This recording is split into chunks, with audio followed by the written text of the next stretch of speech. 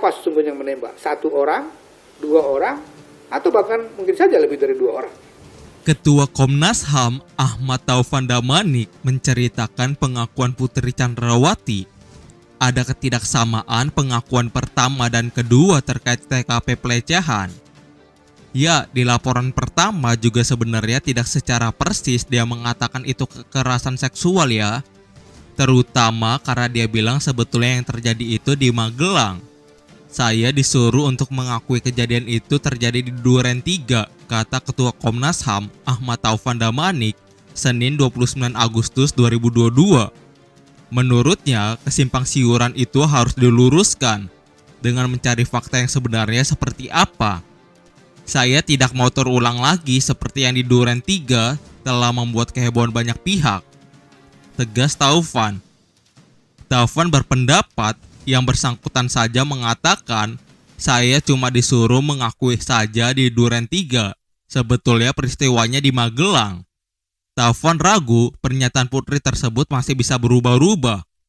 Makanya, saya kira tugas penyidik saat ini mendalami dan mencari bukti-bukti selain keterangan. Menurutnya, hal paling penting saat ini ialah pembuktian skenario pembunuhan Brigadir Nofriansah Yosua Huta Barat atau Brigadir J.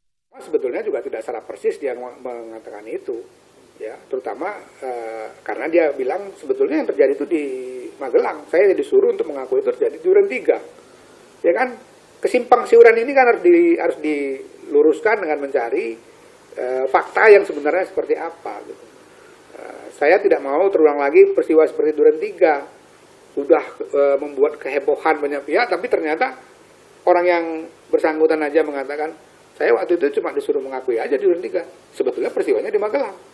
Nanti jangan-jangan ketika dikejar lagi, lain lagi kan gitu. Makanya saya kira tugas penyidik sekarang itu harus mendalami dengan mencari bukti-bukti selain keterangan.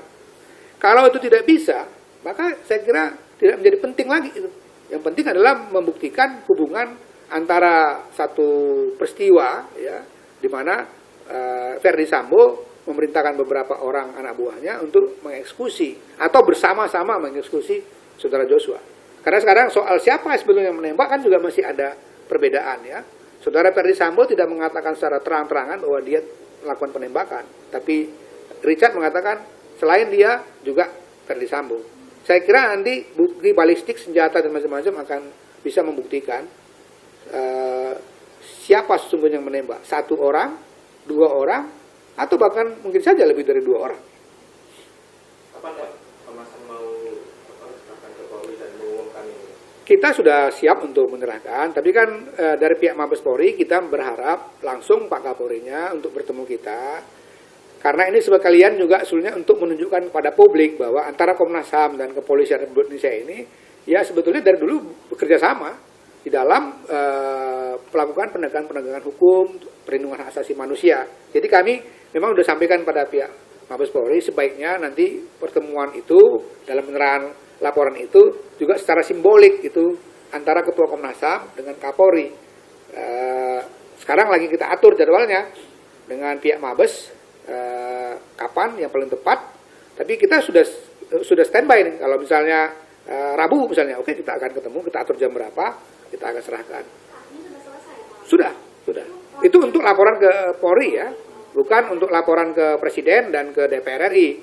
Untuk laporan ke Presiden dan DPR RI itu tentu saja laporannya lebih komprehensif.